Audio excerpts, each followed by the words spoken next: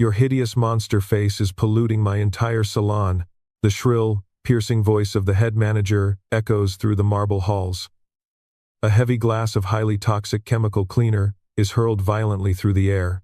Do you really think money can buy you true beauty? No. Sometimes, all it buys is a direct death sentence for your own skin. Make sure you subscribe to this channel right now to join me in ripping off the toxic masks of the so-called elite.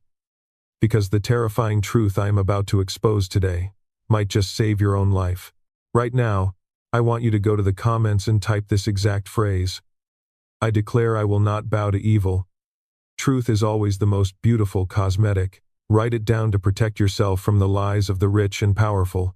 Now, let us freeze this exact moment in time. Watch that deadly splash of chemicals hanging suspended in mid-air. We need to rewind the clock.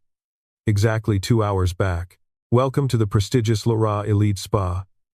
This is a sanctuary built exclusively for the top 1% of society. It is a place where a single skincare treatment costs more than what a normal person makes in an entire year. The air here smells of imported white roses and arrogance. Crystal chandeliers cast a soft golden glow over the imported Italian leather sofas. Every single customer sitting in this waiting room is draped in designer silk and dripping with diamonds. They speak in hushed, pretentious tones about their summer homes and luxury yachts. But this flawless illusion of high society is about to be shattered. The heavy glass doors slowly push open. A woman steps inside, and the entire room instantly falls dead silent. She is completely out of place. She wears a faded, oversized beige sweater and cheap denim jeans. Her shoulders are hunched forward as if she is trying to make herself invisible. But it is not her cheap clothes that draw the disgusted stares of everyone in the room. It is her face. A massive, jagged burn scar covers the entire left side of her cheek and jaw. The red, raised tissue looks incredibly painful and raw. Her hair is a messy, frizzy mop that barely hides the disfigurement. She clutches a worn-out leather purse tightly against her chest, looking around with wide, timid eyes. The wealthy patrons immediately pull their designer bags closer to their bodies. A woman in a pure white Chanel suit actually covers her nose, as if the newcomer is carrying a plague. Whispers begin to spread like a venomous wildfire across the pristine waiting area. The receptionist behind the massive marble counter stops typing on her gold-plated keyboard. She stares at the scarred woman with an expression of pure, unadulterated disgust. "Excuse me, are you lost?" The receptionist's voice is dripping with condescension. The public charity clinic is 3 blocks down the street. The scarred woman swallows hard, her hands visibly trembling.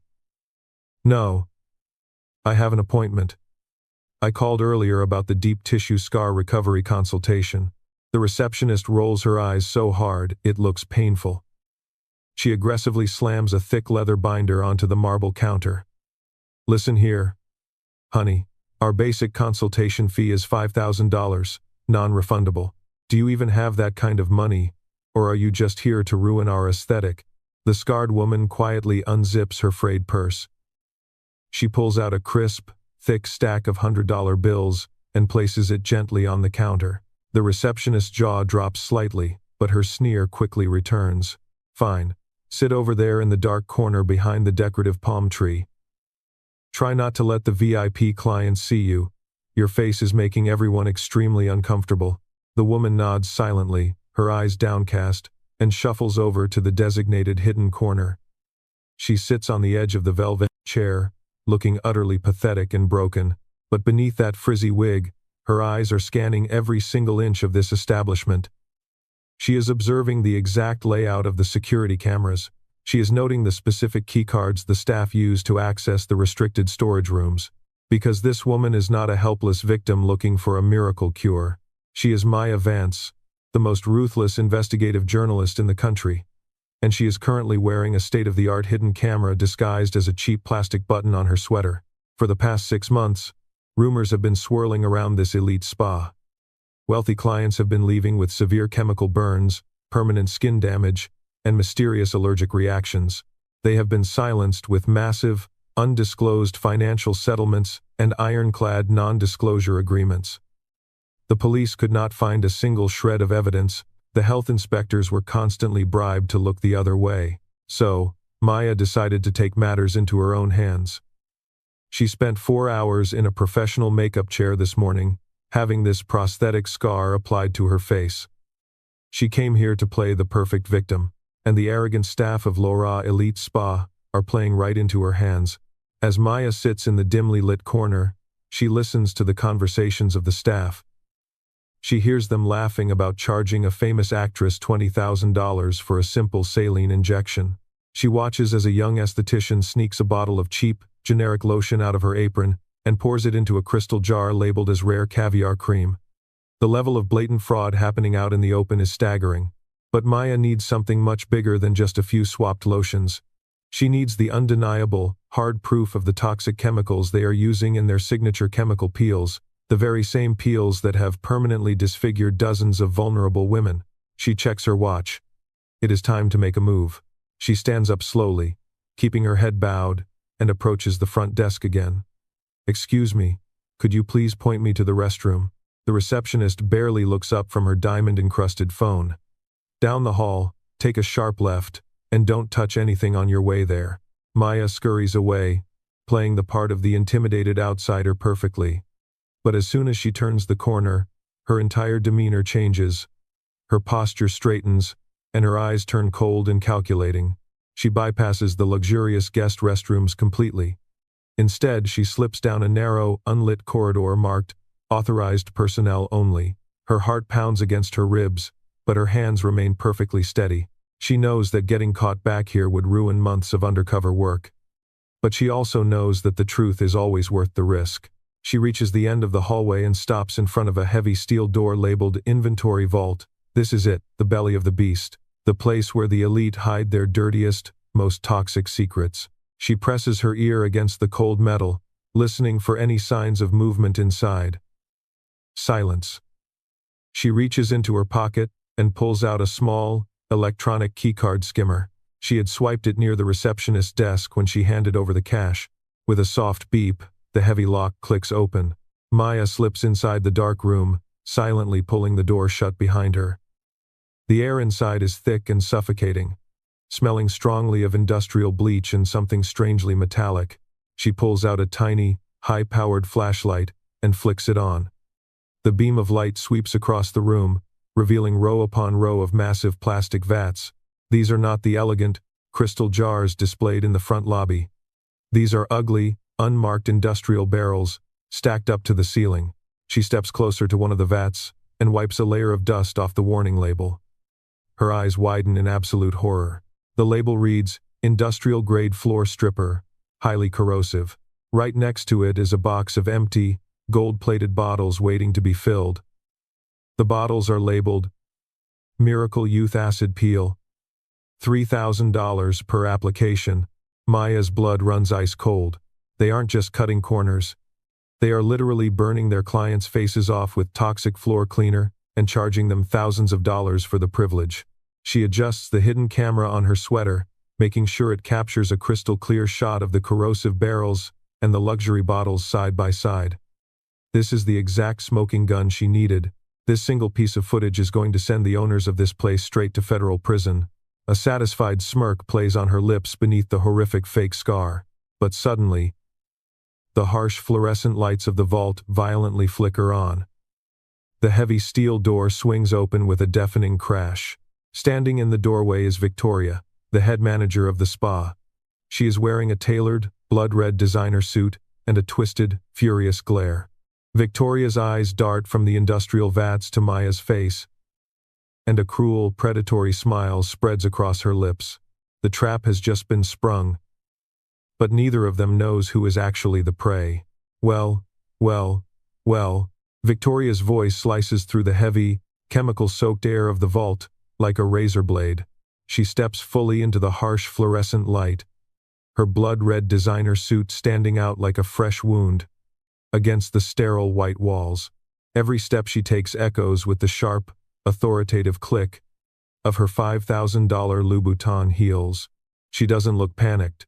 She looks absolutely thrilled, like a predator that just cornered a wounded rabbit. "I specifically told the front desk to keep the trash in the waiting area." Victoria purrs, her eyes locking onto Maya's scarred face. Maya instantly drops her shoulders, perfectly snapping back into the role of the terrified, pathetic victim. She presses her back against the cold steel of the industrial floor stripper vat, letting her cheap leather purse fall to the ground. I'm so sorry, Maya stammers, forcing her voice to crack. I got lost. I was just trying to find the restroom. Please. Victoria slowly walks closer, the heavy scent of her custom-made Parisian perfume violently clashing with the toxic reek of ammonia and bleach in the room. She stops just inches from Maya, invading her personal space, her sharp eyes scanning the trembling woman up and down with absolute revulsion. Lost. Victoria sneers, her perfectly painted red lips curling into a cruel smile. Do I look like an idiot to you? Suddenly, Victoria's eyes lock onto the cheap, outdated Android phone, clutched in Maya's left hand. Maya had pulled it out, intentionally. It is a decoy, meant to draw attention away from the high-definition hidden camera, disguised as a button on her sweater. Victoria's expression shifts from arrogant amusement to pure, unadulterated rage. Without warning, she lunges forward. Her impeccably manicured nails dig viciously into Maya's forearm, her grip surprisingly strong. You little rat. Victoria hisses, her pristine facade cracking to reveal the monster beneath. Are you taking pictures in my vault? Are you trying to extort me? Instead of fighting back, Maya lets herself be dragged. Victoria yanks the injured woman out of the vault, her heels stomping aggressively down the hallway. Let go of me, Maya cries out, playing the role flawlessly, ensuring the button camera captures every second of Victoria's physical assault. You're hurting me. Victoria doesn't stop. She drags Maya all the way back to the opulent, crystal-lit main lobby. With a violent shove, she throws Maya right into the center of the pristine, imported Italian marble floor. Maya hits the ground hard, letting out a convincing gasp of pain. Her frizzy wig slips slightly to reveal more of the horrific, jagged fake burn scar on her face. The entire lobby falls deathly silent. The soft, ambient classical music playing from the hidden speakers suddenly feels incredibly out of place. The ultra-wealthy clients, the ones dripping in diamonds and sipping complimentary champagne, all freeze. The woman in the pure white Chanel suit actually gasps and pulls her feet up onto the sofa, acting as if Maya is a contagious leper who just contaminated the air. Victoria stands over Maya, her chest heaving, looking down at her like a god looking at an insect. Attention, ladies, Victoria announces, her voice ringing out through the massive room. It appears we have a filthy little corporate spy in our midst. She points a long, accusatory finger at Maya, who is cowering on the floor, deliberately looking up with wide, tear-filled eyes.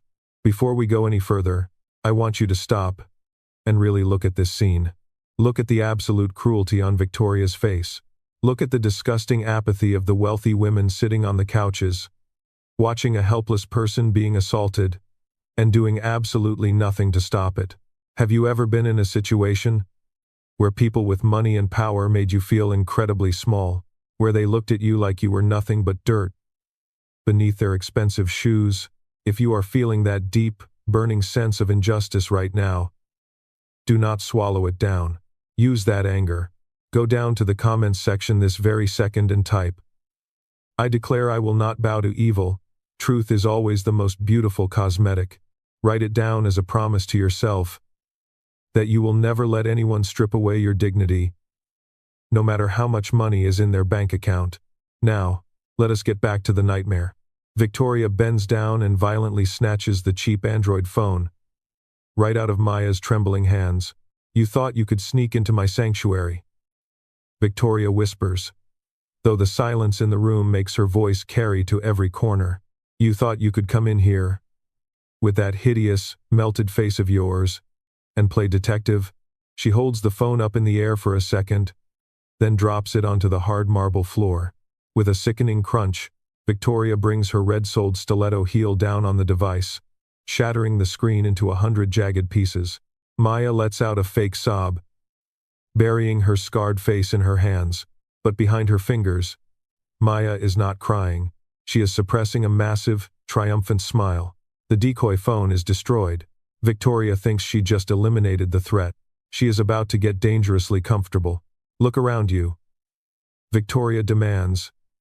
Kicking the broken phone aside, she gestures grandly to the horrified, yet completely passive, billionaire wives. Watching the spectacle, these women are the elite. They are the untouchable apex of society. They run this city. Victoria steps closer, the tip of her designer shoe practically touching Maya's knee. And you?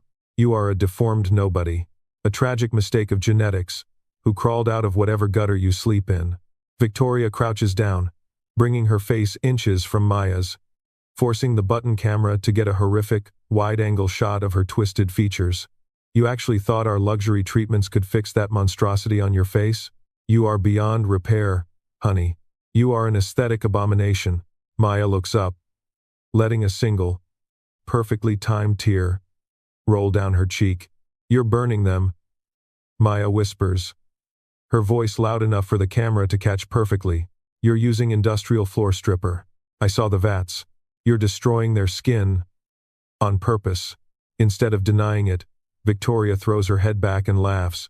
It is a cold, echoing, psychopathic laugh that chills the blood.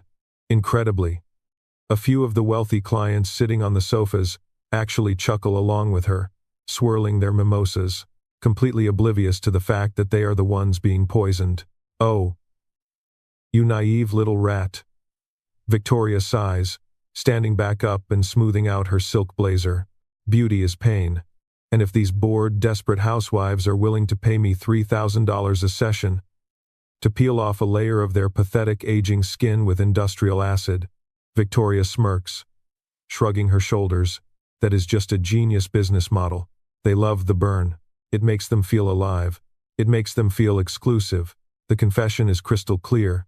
The audio is flawless.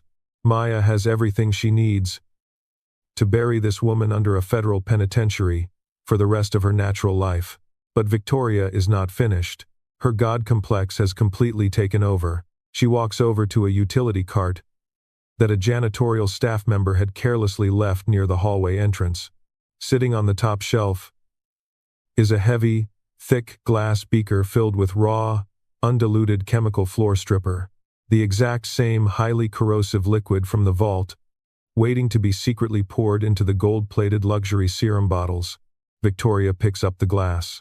The potent, eye-watering stench of ammonia immediately wafts through the lobby. The woman in the Chanel suit covers her nose again, looking mildly annoyed by the smell. Victoria walks slowly back to the center of the room, her eyes locked on Maya with a terrifying, empty deadness.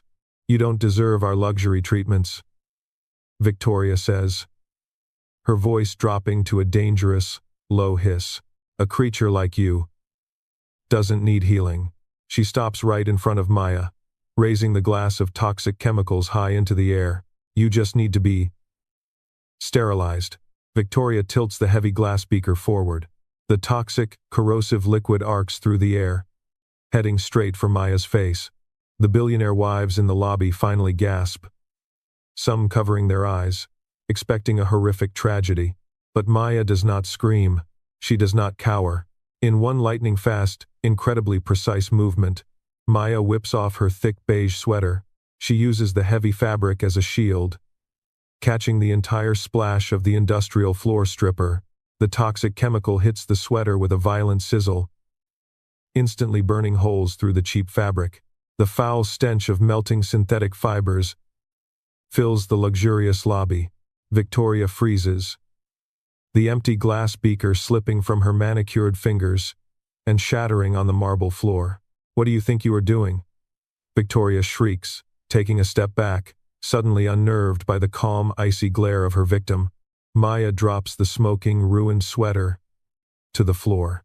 Underneath, she is wearing a crisp, black turtleneck. She reaches up to her frizzy, unkempt hair.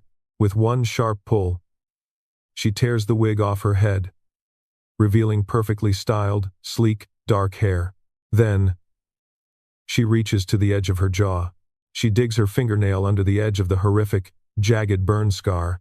The wealthy clients watch in absolute breathless shock as Maya slowly peels the entire synthetic silicone prosthetic off her face. She drops the fake flesh onto the marble floor, right next to Victoria's expensive shoes. The pathetic, deformed victim is gone. Standing in her place is a stunning, fierce woman. With eyes like polished steel, Victoria's jaw drops. All the color instantly drains from her face, leaving her pale and trembling. She recognizes that face. Everyone in the city recognizes that face. You. Victoria stammers, her voice barely a whisper. Her god complex evaporating into thin air. You are Maya Vance, the investigative reporter for the National Broadcasting Network. Maya smiles. It is not a kind smile. It is the smile of an apex predator who just locked the cage. Good afternoon, Victoria, Maya says, her voice clear, confident, and echoing through the dead silent lobby. I would say it is a pleasure to meet you, but we both know that would be a lie. Victoria's eyes dart frantically around the room, desperately looking for an exit. You destroyed my phone, Victoria screams, pointing a shaking finger at the shattered pieces on the floor. You have no proof. It is your word against mine. And I have the best lawyers in the country. Maya simply taps the small, glittering button on the collar of her black turtleneck. Did you really think a national investigative journalist would come into a viper's nest with only one cheap decoy phone? Maya asks, her tone dripping with mock pity. This button is a military-grade, high-definition micro-camera. And it is not just recording, Victoria. It is broadcasting. Maya gestures to the massive, flat-screen television mounted on the wall of the lobby, which is currently muted and playing a loop of tropical waterfalls. Turn on Channel 5. Maya commands the terrified receptionist. The receptionist frantically grabs the remote and switches the channel. The tropical waterfalls disappear. They are replaced by the live, breaking news broadcast of the National Television Network. On the screen is a split image. On the left side is the news anchor, looking incredibly grim. On the right side is the exact live footage from Maya's button camera. It shows Victoria, standing in the lobby, looking completely terrified. At this very moment, Maya says, her voice perfectly synchronized with the live broadcast on the television. Over 4 million viewers across the country are watching this feed. 4 million people just heard you confess to using industrial floor stripper on your clients. 4 million people just watched you attempt to throw highly corrosive acid in my face. The billionaire wives on the sofas suddenly realized the gravity of the situation. They realized their faces, their prestige, and their presence in this fraudulent, toxic spa are currently being broadcast to the entire nation. Panic erupts. The woman in the white Chanel suit screams, desperately trying to cover her face with her designer handbag. The other wealthy clients scramble toward the exit, pushing and shoving each other like rats fleeing a sinking ship. But before they can even reach the glass doors, the deafening wail of police sirens fills the street outside. Red and blue emergency lights flash intensely through the frosted glass windows of the spa. The heavy doors are violently pushed open. Dozens of armed police officers storm into the lobby, followed closely by agents from the Department of Health and federal investigators. Nobody moves. A police captain shouts, his voice booming over the chaos. Secure the building. Seal the inventory vault in the back. Victoria collapses onto her knees, the sharp impact against the hard marble echoing the shattering of her entire empire. Her blood-red designer suit is now surrounded by heavily armed officers. An officer roughly grabs Victoria's arms, pulling them behind her back. The cold, metallic click of handcuffs sounds like the ultimate symphony of justice. Victoria Sterling, you are under arrest for multiple counts of aggravated assault, massive corporate fraud, and the intentional distribution of highly toxic, unregulated biohazards. The officer recites, hauling her to her feet. Victoria is crying now, her perfect makeup running down her face in ugly, dark streaks. I am a respectable business owner. She sobs, looking desperately at the wealthy clients, who are now trying to hide their faces from the press cameras swarming outside. I am one of you, but the elite wives turn their backs on her. They are already dialing their lawyers, preparing to sue her for millions. As Victoria is dragged out the front doors, the flashing lights of the police cruisers illuminate her tear-stained, humiliated face. Her spa is completely locked down with yellow crime scene tape. Her reputation is permanently destroyed. Her multi-million-dollar bank accounts will be frozen and drained to compensate the countless victims whose lives and faces she ruined. She thought she was untouchable. She thought she was a god. But karma has a very specific way of humbling the arrogant, and it never misses a single address. This is not just a story about a corrupt beauty salon. This is a massive wake-up call about the dangerous illusions of the elite and the absolute necessity of consumer protection laws. When businesses operate in the shadows, unchecked by morality or regulation, they become predators. Investigative journalism is the bright, unforgiving light that forces these predators out of hiding. The Consumer Protection Act exists to ensure that your trust is not monetized and weaponized against your own body. But the law can only protect you if you are brave enough to speak up. Let me break the fourth wall right now and ask you a very serious question. If you were sitting on that expensive imported sofa today, if you watched a powerful, wealthy manager humiliate and assault a vulnerable woman with a scarred face, would you have stood up to defend her? Or would you have looked away to protect your own comfortable status? Would you remain silent out of fear? Or would you risk everything to fight back against the elite? Your decision today is the karma you will carry tomorrow. Do not be a silent bystander in your own life. Go to the comments right now and make your final vow. Type, I declare I will not bow to evil. Truth is always the most beautiful cosmetic.